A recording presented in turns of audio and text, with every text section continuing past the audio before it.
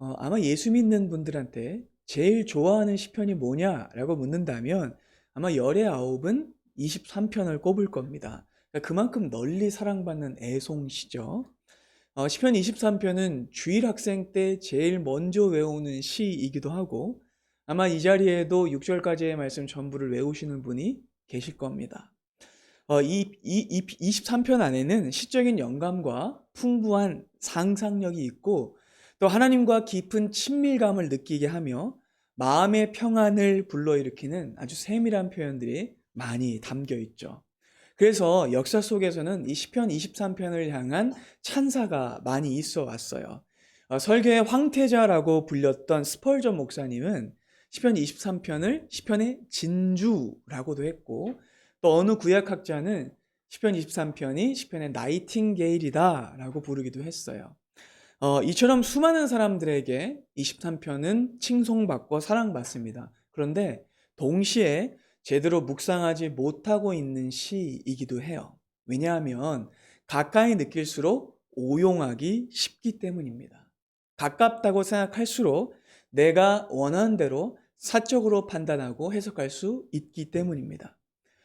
대부분의 사람들은요, 시편 23편의 앞부분에 집중해요. 주로 1절과 2절에 머물기를 좋아합니다. 푸른 초장, 쉴만한 물과 탁 트인 하늘, 아름다운 새소리, 푸른 잔디 위에서 막 평화롭게 지내는 양을 떠올려요. 막 생각만 해도 좋죠. 아, 고통이 없는 삶 너무 칭찬해. 막 이러면서. 그렇게 어떻게든 4절은 안 가려고 해요. 왜냐면 4절에 뭐가 있어요?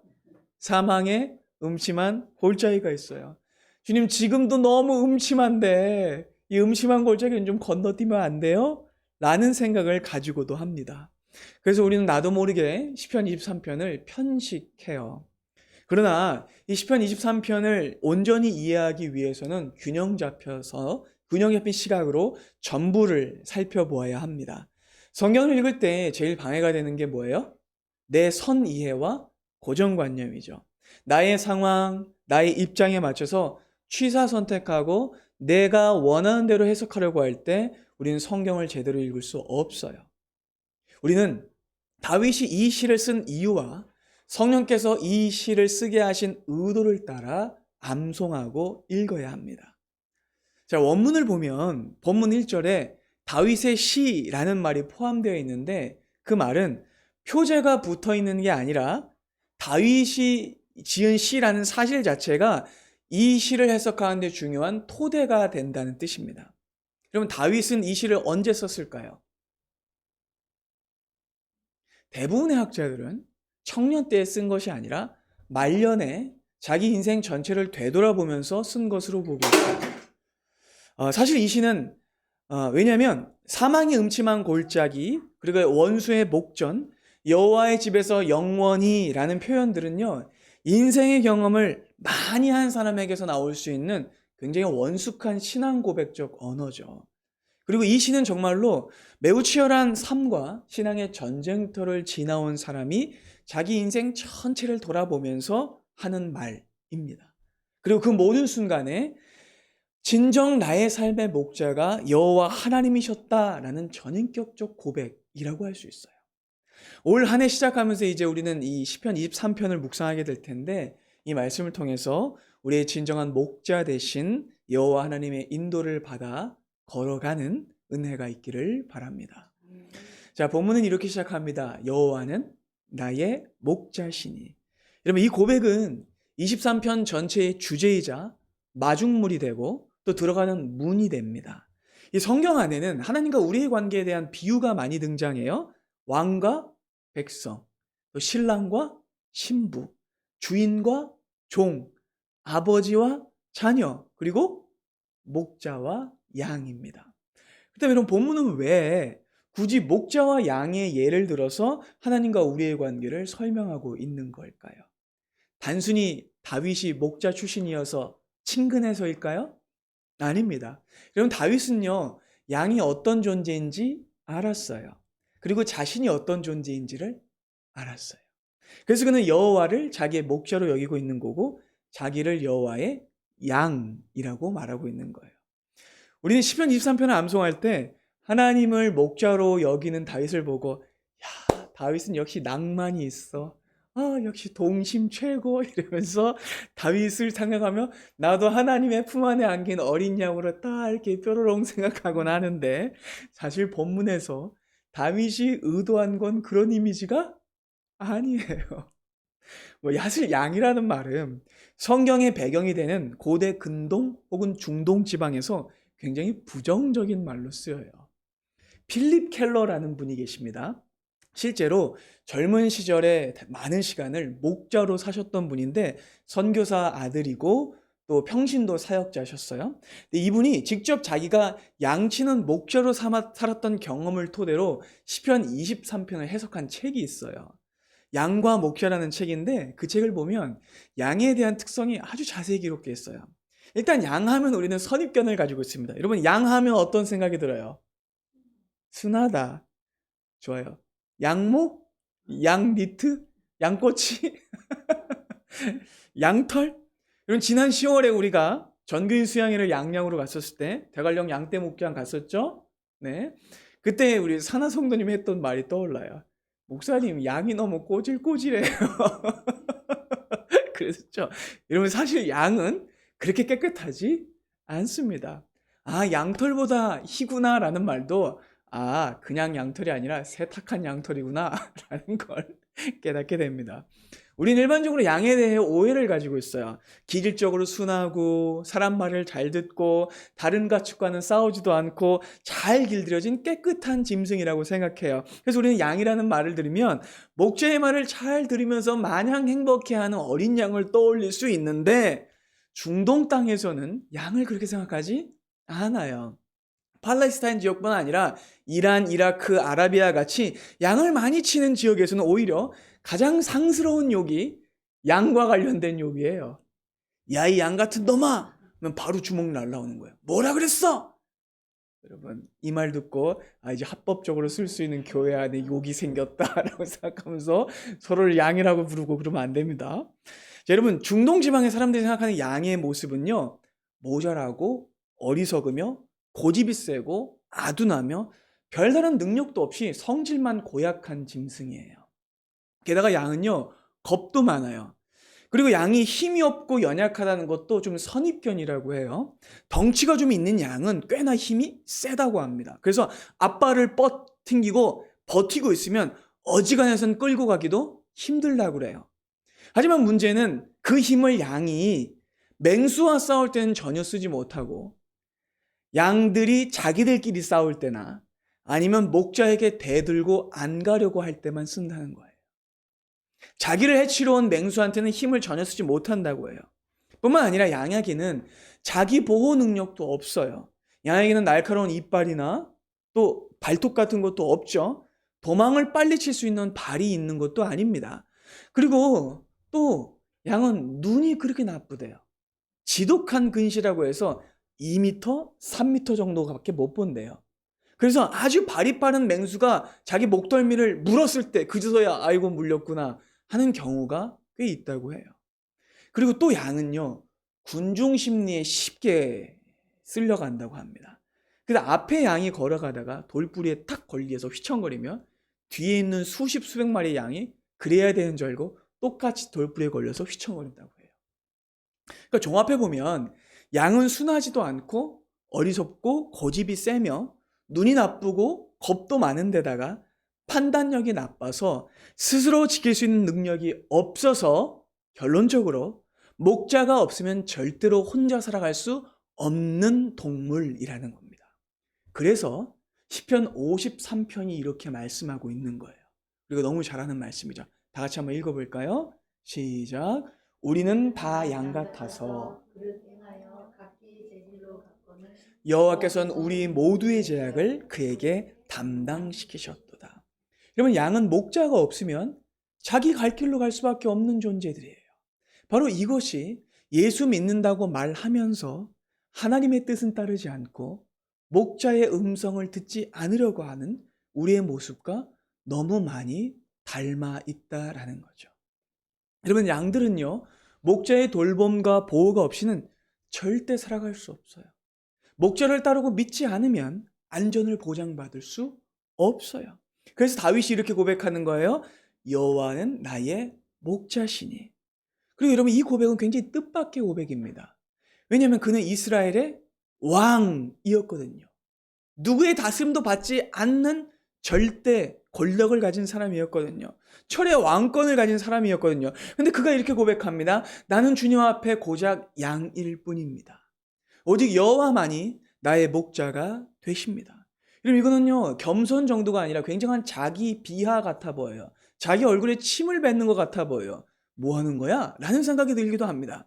그런데 여러분, 성경에 의하면 이것은 단순히 자기 혐오적 발언이 아니라 진실한 참회적 고백임을 알 수 있어요. 왜냐하면 그가 자기 스스로를 양이 아닌 목자라고 생각했을 때 가장 큰 실패를 경험했었기 때문입니다. 다윗은요, 제 갈 길로 가려고 했을 때 인생에서 가장 큰 넘어짐을 경험했었어요. 젊었을 땐 그러지 않았습니다. 다윗은 젊었을 때 하나님을 사랑하면서 그분이 자기의 목자 되심을 기뻐했어요. 다윗이 처음 이스라엘의 영웅으로 등장했을 때만 봐도 그가 어떤 생각을 가지고 어떤 삶을 살았는지를 알 수가 있어요. 다윗은 10대 소년일 때 블레셋과 전쟁이 벌어집니다. 엘라 골짜기에서 전쟁이 벌어졌는데 그때 다윗은 어려서 전쟁에 참여하지 못했어요. 다윗의 큰형, 첫째 형, 둘째 형, 셋째 형만 전쟁에 참가했습니다. 그때 다윗은 막둥이. 그래서 아버지 신분을 받아 형들에게 도시락을 갖다 주러 전쟁터에 갔었어요. 근데 그때 다윗은요, 엄청난 분노의 감정에 휩싸이게 됩니다. 그 감정은 개인적 분노가 아니라 거룩한 분노였어요. 다윗은 그 자리에서 어마어마한 거인이 저쪽 편에서 나와서 하나님의 이름을 모욕하고 있는 것을 보게 됩니다. 누굽니까? 골리앗이죠. 근데 그때 아무도 하나님의 이름이 모욕받는 것에 분노하지 않는 거예요. 그래서 다윗은 너무 화가 나서 진영이 떠들썩 들고 내가 저놈을 잡아 죽이겠다라고 해요. 근데 그러자 그 소리가 누구에게 들어가요? 사울 왕에게 들어가죠. 그래서 다윗은 사울 왕의 앞에 가게 됐어요. 근데 사실은 이스라엘 전체에서 골리앗과 싸워볼 만한 사람은 사울 말고는 없었어요. 왜냐하면 덩치가 사울이 머리 하나는 더 컸다라고 나와 있거든요. 그렇다면 사울이 싸웠어야 했는데 사울은 하나님을 사랑하지 않았기에 하나님의 이름이 모욕받는 것에 아무런 관심을 두지 않았어요. 그냥 벌벌 떨고만 있었습니다. 근데 그때 분노했던 다윗이 사울 앞에 가서 이렇게 말하죠. 사무엘상 17장을 보시죠. 이렇게 말합니다. 주의 종이 아버지의 양을 지킬 때 사자나 곰이 와서 양떼에게 새끼를 물어가면 내가 따라가서 그것을 치고 그 입에서 새끼를 건져냈대요. 그것이 일어나 나를 해하고자 하면 내가 그 수염을 잡고 그것을 쳐 죽였습니다. 주의 종이 사자와 곰도 쳤은즉 살아계신 하나님의 군대를 모욕한 이 할례받지 않는 블레셋 사람이겠습니까? 그는 내가 때려 죽인 짐승의 하나같이 될 것입니다. 그리고 말하죠. 이게 핵심입니다. 여호와께서 나를 사자의 발톱과 곰의 발톱에서 건져내셨은즉 나를 이 블레셋 사람의 손에서 건져내시리이다. 다윗은 분명히 자기의 힘으로 사자와 곰의 그들의 발톱에서 양을 건져냈는데 이걸 누가 건져내신 거라고요? 하나님이, 여호와 하나님이 건져내신 거라고 말해요. 놀라운 말입니다. 그래서 다윗은 이번에도 여호와 하나님이 나를 구하실 것이기 때문에 짐승만도 못한 저놈은 별것 아니다라고 말하고 나갔어요. 그리고 이것이 다윗의 승리 비결이었습니다. 이후 다윗은 이스라엘의 영웅이 되죠. 하지만 이 명예로운 순간은 그리 오래가지 않았고 이내 그는 사울의 시기를 받아 도망자의 삶을 살게 됩니다. 그때 다윗은 너무나 많은 위험의 지경을 지났어요. 그는 굶었고 불안했으며 매일같이 자기를 추격하는 그 사울의 부대를 피하느라 간담이 녹았을 거예요. 그러나 다윗은 언제나 자신을 인도하시는 목자 여호와 하나님을 믿었습니다. 그래서 그는 안전했어요. 다윗은요, 그 시간이 지나면서 늘 물어봤어요. 누구에게? 목자 여호와에게. 그래서 하나님의 때를 기다리면서 섣불리 나서지 않았죠. 다윗은 굉장한 인내심을 가지고 있었어요. 명분이 있었음에도 불구하고 사울을 죽일 수 있는 기회가 있었음에도 불구하고 그는 하나님께 허락받지 않았기 때문에 사울을 죽이지 않았습니다. 이때 다윗은 자기의 생명만 하나님께 달린 것이 아니라 사울의 생명도 하나님께 달려있음을 고백했죠. 놀라운 고백이에요. 그러니까 다윗은 정말로 하나님을 모든 생명의 목자로 이해하고 있었다라는 겁니다. 그래서 다윗은 사울이 죽고 난 뒤에도 왕권을 나서서 획득하지 않았어요. 무려 7년이 넘는 시간 동안 하나님의 때를 기다렸고 이스라엘의 모든 장로들이 자기에게 나와서 자신을 왕으로 삼을 때까지 기다렸습니다. 그렇게 다윗은 하나님의 때를 기다렸기 때문에 하나님이 자기의 목자이심을 알았기 때문에 믿었기 때문에 평화롭게 왕위에 올랐고 그 이후로도 수많은 전쟁에서 승리했어요. 자, 그런데 그랬던 그가 인생에서 크게 2번 넘어지게 됩니다. 첫 번째는 우리아의 아내 밧세바를 범해서 간음한 것이고 그리고 그 충직한 신하인 우리아를 죽인 것이었습니다. 그는요 하나님이 자기에게 주지 않으신 것을 가지려고 했어요. 울타리를 넘어가서 살인을 저질렀죠. 하나님을 목자로 인정하지 않은 겁니다. 또 하나는 인구조사를 명령한 것이었어요. 인구조사는 단순한 행정적 조치가 아니었습니다. 그리고 이것 역시 내 스스로가 목자라는 의식에서 시작된 일이었어요.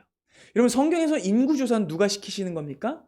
하나님이 시키시는 거예요. 왜냐하면 하나님이 주인이시고 하나님이 결산하는 분이시기 때문입니다. 지난주에 살펴본 민수기 말씀대로 이스라엘의 진을 계수하시고 헤아리신 분이 하나님이셨어요. 하나님이 인도자이시기 때문이죠. 그런데 하나님이 명령하시지 않았는데 다윗이 인구조사를 명령해요. 그로 인해 큰 재앙이 임한 겁니다. 다윗은 이 2가지 죄로 인해 인생의 나락을 경험하게 돼요. 그러니까 그는 이 2가지 죄악을 통해 스스로 인생의 주인, 스스로 인생의 목자가 되려고 했던 것이죠. 그로 인해 그는 쫓겨나게 되고 왕위에서 쫓겨나 압살롬에게 피해 또 한 번 말년에 비참한 도망자의 신세를 살게 돼요. 그리고 그 도피의 생활을 겪으며 다윗은요 자신이 양 같은 존재라는 것을 다시금 깨닫게 된 거예요. 그는 자신이 추락한 이유를 깨닫습니다. 하나님의 때를 기다렸던 예전, 하나님이 목자가 되신 삶을 살았던 그 젊은 시절에 그는요 너무나 평화로웠습니다. 그는요 만족했습니다. 그런데 스스로 왕과 스스로 목자가 되어 권력을 행사하고 하나님을 떠났을 때 그는 어느 길로 갔냐면 제 갈 길로 갔던 것이죠. 그리고 이것을 성경은요 한치의 미화도 없이 기록하고 있어요. 여러분 이 점이 굉장히 특이한 지점입니다. 일반적인 책이면 수치스러운 지점을 적지 않아요. 다윗 왕을 위한 책이라면 그의 흠을 기록한 이유가 없죠. 그런데 성경은 그 내용들을 전부 다 적어놓고 있어요. 여러분 우리는 새해를 시작하면서 함께 창세기를 읽어가고 있는데 창세기를 읽어가면서 깜짝 놀라게 된 지점이 무엇입니까? 절대로 성경이 죄를 미화하거나 왜곡하지 않는다는 거예요. 대충 넘어가지 않는다는 거예요. 끔찍하고 눈살이 찌푸려지는 것도 성경은 끝까지 직시한다는 것입니다. 그 이유는 죄가 얼마나 깊은지를 우리에게 보여주려는 거예요. 또 하나님의 긍휼과 자비가 얼마나 큰지를 우리에게 보여주려는 거예요.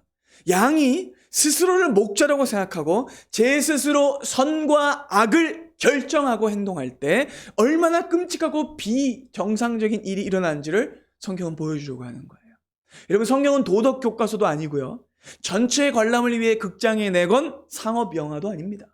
성경은 동심을 지켜주기 위해서 만들어낸 동화 같은 것도 아니에요. 성경은 인간의 죄를 밝혀주고 스스로 목자가 되려고 하는 그들의 잘못을 규명해주며 끝까지 그들의 실패를 추적하여 인간은 스스로 목자가 될 수 없고 목자가 되는 즉시 오히려 실패할 수밖에 없다는 사실을 밝히기 위해 쓰여진 책입니다. 그래서 이스라엘 최고의 성군이라고 불리는 다윗의 말년, 그 수치스러운 도망과 고통의 기록을 오히려 집중적으로 성경이 기록하고 있는 거예요. 왜냐하면 그 경험을 통해, 넘어짐을 통해, 실패함을 통해 다윗이 무엇을 깨달았냐면 자신의 양됨을 회복했기 때문입니다. 나에게 목자가 필요함을 깨달았기 때문입니다. 그래서 그는 이렇게 말하고 있는 거예요. 하나님이 나의 목자가 아니라 여호와가 나의 목자이시다 라고 하고 있는 거예요. 여러분 여호와라는 칭호는 성경에서 가장 중요하게 등장하는 하나님의 이름인데, 물론 하나님은 이름이 없으세요. 왜 이름이 없으실까요? 하나님은 아버지가 없으시니까. 스스로 계신 분이시니까 하나님은 이름이 없으세요. 그렇죠? 네. 하나님이 오히려 많은 사람들의 이름을 붙이시는 분이시죠. 그렇죠?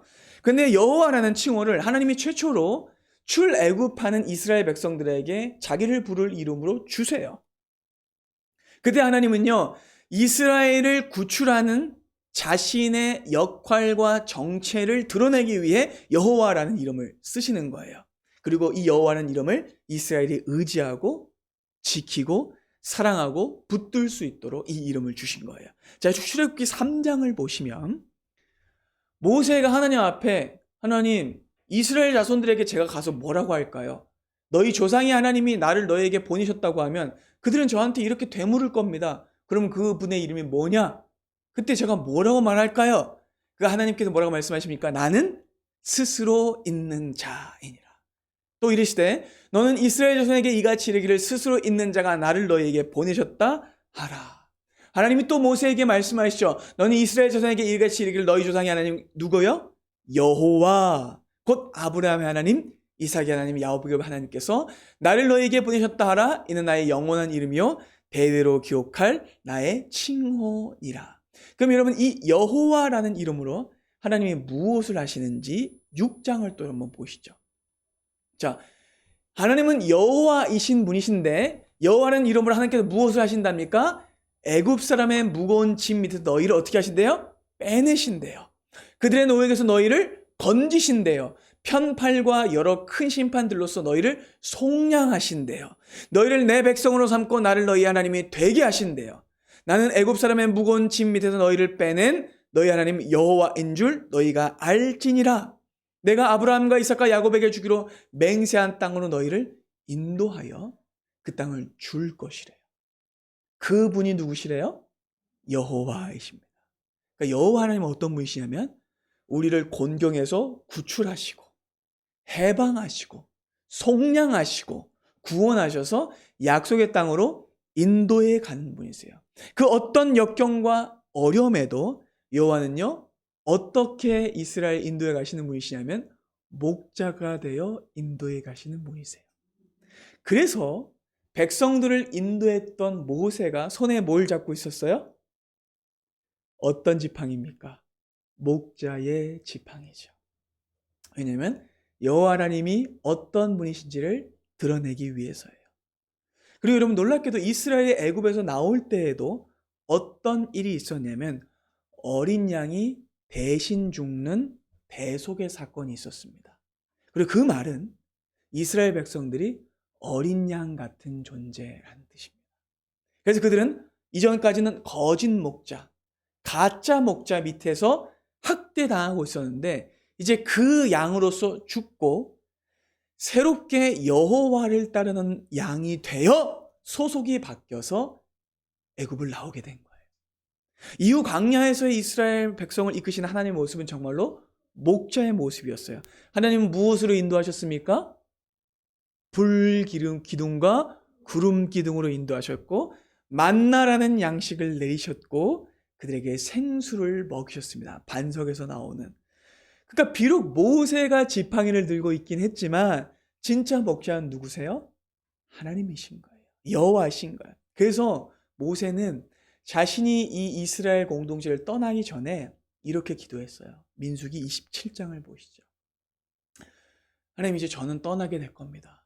여호와 모든 육체와 생명의 하나님이시여 원하건대 한 사람을 이 회중 위에 세워서 그로 그들 앞에 출입하며 그들을 인도하여 출입하게 하사 여호와 회중이 목자 없는 양과 같이 되지 않게 해주시옵소서.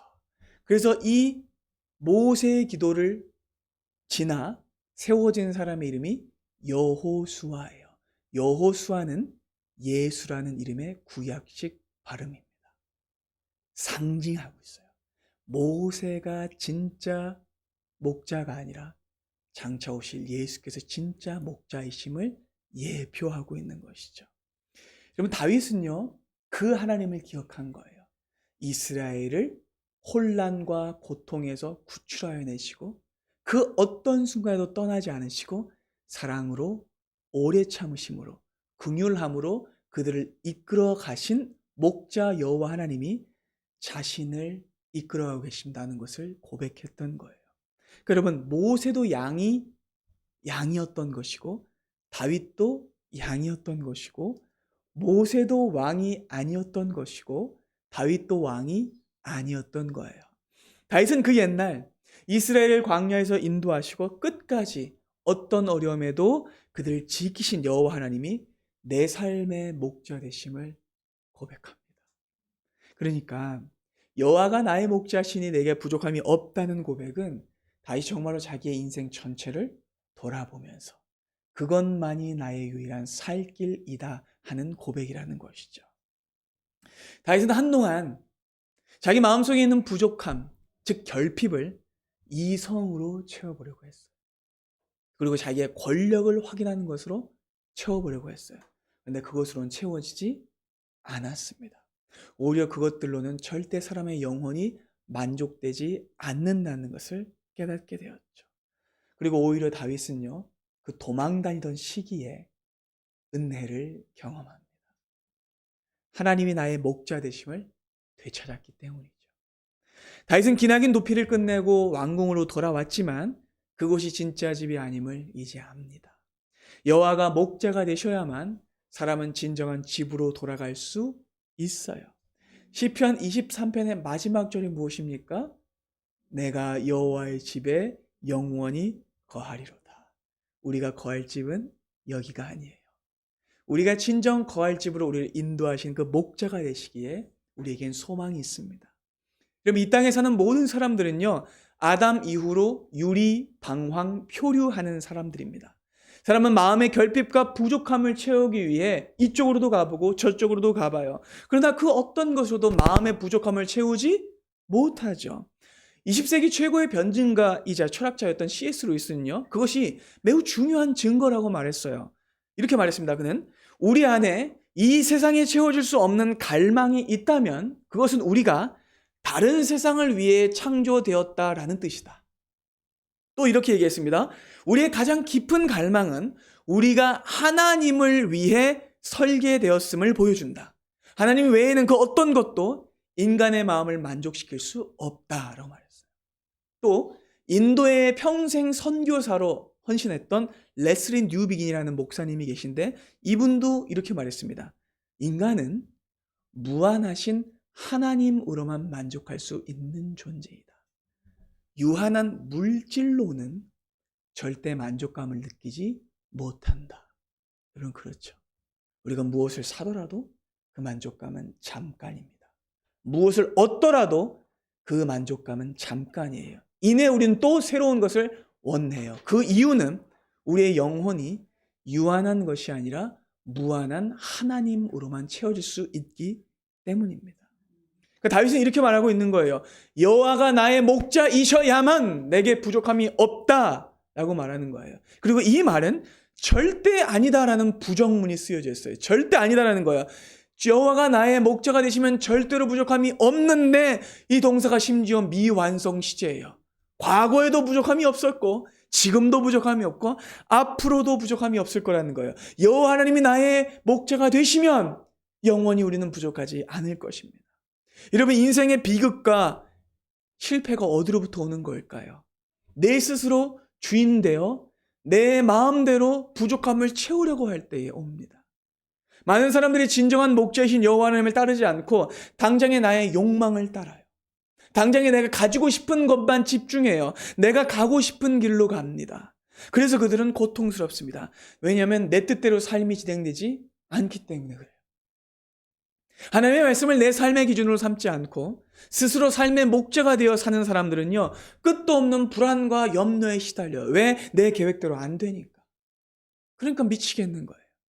근데 여러분, 지금의 내 모습이 어떠하든 여호와가 내 인생의 주인이고 목자 되심을 믿는다면 그 사람은 부족함 없는 삶을 살게 될 것입니다. 너무 과하게 미래를 염려하고 궁금해할 필요 없습니다. 신명기 2장에서 모세는요, 이스라엘을 떠나기 전에 지난 40년을 인도하신 주님의 은혜를 이렇게 말했어요. 신명기 2장 7절을 보겠습니다. 내 하나님 여호와께서 내가 하는 모든 일에 내게 복을 주시고 내가 이 큰 광야에 두루 다님을 알고 내 하나님 여호와께서 이 40년 동안을 너와 함께 하였으므로 내게 부족함이 없었느니라. 없었느니라. 여러분, 여호와가 목자 되시면 부족함이 없습니다. 굉장히 강력한 표현이에요. 여러분, 우리는 오늘날 너무 복잡한 세상을 살고 있죠. 뭐 결정해야 될 것도 많고, 그렇죠? 선택해야 될 것도 많아요. 그래서 우리는 모든 순간을 살아가면서 하나님이 내 작은 결정 하나하나를 결정해 주시길 바라요. 하나님의 뜻을 알길 원해요. 어느 직장을 택해야 할지, 누구와 결혼을 해야 될지, 어디에 살아야 할지, 뭘 먹어야 할지까지 걱정해요. 근데 자세히 생각해 보면 그 수많은 선택지들이 실은 나의 신앙에 있어서 그리 중요하지 않은 선택지임을 우리도 깨닫게 됩니다. 나 자신이 그냥 그 순간 중요하다고 생각했을 뿐이지 실은 그 선택들은 나의 생명과 나의 구원을 좌우하는 선택이 아니었어요. 세상에 복잡하고 결정해야 될 것이 많이 있다고 해서 신앙마저 복잡할 필요는 없습니다.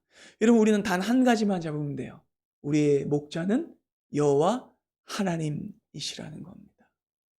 뭔가 세상에서 특별한 것을 하고 남다른 업적을 내는 것이 신앙은 아닙니다.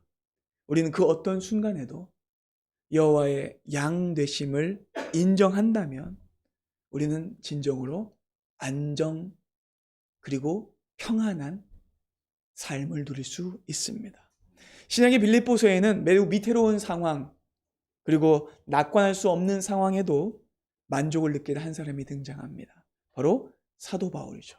사도 바울은 빌립보서 4장에서 이렇게 고백합니다. 내가 주 안에서 기뻐함은 너희가 나를 생각하던 것이 이제 다시 싹이 남이니 너희가 또한 이를 위하여 생각은 하였으나 기회가 없었느니라.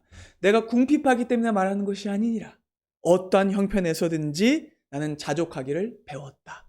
나는 비천에 처할 줄도 알고 풍부에 처할 줄도 알아. 모든 일, 곧 배부름과 배고픔과 풍부와 궁핍에도 처할 줄 아는 일체의 비결을 배웠노라. 내게 능력 주시는 자 안에서 내가 모든 것을 할 수 있느니라. 여러분, 다윗은 자기 인생에 대해서 크게 고민하지 않았어요. 그는 미결수의 신분으로 감옥에 갇혀 있는 상태였는데 그때도 불안해하지 않았습니다. 왜냐하면 여호와 하나님이 자기의 목자 되심을 알았기 때문이죠.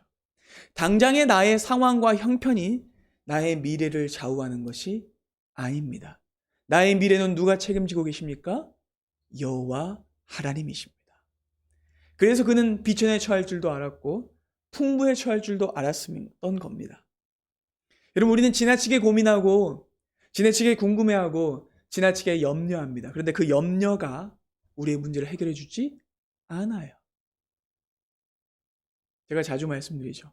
걱정을 해서 걱정이 없어지면 걱정이 없겠네. 그렇죠. 내가 자꾸만 걱정하는 이유는 내가 내 인생의 주인이라고 생각하기 때문입니다. 하나님이 내 인생의 주인이시면 우리는 걱정하지 않을 수 있어요. 그러니 우리에게 주어진 이 하루를 우리는 충실하게 살아가야 합니다. 신명기 29장은 놀라운 말씀을 우리에게 전해주는데 다 같이 한번 읽어볼까요? 시작. 감추어진 일은 우리 하나님 여호와께 속하였거니와 나타난 일은 영원히 우리와 우리 자손에게 속하였나니 이는 우리에게 이 모든 율법의 말씀을 행하게 하려 하심이니라. 여러분, 감추어진 미래는 하나님께 있는 것이기 때문에 지나치게 궁금해할 필요가 없어요. 나타나 있는 것, 지금 우리에게 주어져 있는 것 무엇입니까? 하나님의 율법과 말씀을 따라 사는 것이죠. 우리의 운명을 결정할 단 하나의 기준은 여호와가 목자 되신다는 사실뿐입니다. 그러니 선한 목자가 우리를 지키시니 염려하지 마십시오. 여러분, 성경이 늘 우리에게 강조해 주는 건 무엇이냐면 우리가 믿는 그 목자가 어떤 분이신지를 강조해요. 자, 창세기 31장에 보면 야곱이 등장하는데 이 야곱이 굉장히 충실한 목자였다는 사실이 등장해요. 자, 그 장면을 함께 보실까요? 자, 야곱은 이렇게 말합니다. 내가 20년을 외삼촌과 함께 하였는데 외삼촌의 암양들이나 암염소들이 낙태하지 않았습니다. 또 그 순양들을 내가 먹지 않았습니다. 물려 찢긴 것은 내가 외삼촌에게 가져가지 않았고 낮에 도둑을 맞았든지 밤에 도둑을 맞았든지 그것을 내 손에서 찾았으므로 스스로 그것을 보충하였고 내가 이와 같이 낮에는 더위와 밤에는 추위를 무릅쓰고 눈붙일 겨를도 없이 지냈습니다. 라고 말해요. 자, 여러분 진정한 목자는 어떻게 해요? 자기가 쉬는 것에 집중하지 않고 양이 안전히 쉬는 것에 집중합니다. 양을 위해서 자기의 잠을 포기해요. 뜬 눈으로 지새웁니다. 이것이 정상적인 목자의 모습이에요. 그러니까 야곱 덕분에 야곱의 양은 기쁘게 편히 자고 눕고 쉬었을 겁니다. 맹수가 오지 않을 안심을 했을 거예요. 목자가 양을 치는데 얼마나 진심인지 보여주는 또 하나의 에피소드가 있어서 들려줄게요. 자, 류모세라는 선교사님이 계신데 한의학을 공부하고 이스라엘의 선교사 사역을 하신 분이에요. 이분의 경험담 중에 참 재밌는 게 있어서 들려주려고 해요. 한 번은 이스라엘에 또 단기 선교를 온 팀이 있어서 그 팀하고 유대 강야를 이제 버스를 타고 지나가던 중이었대요.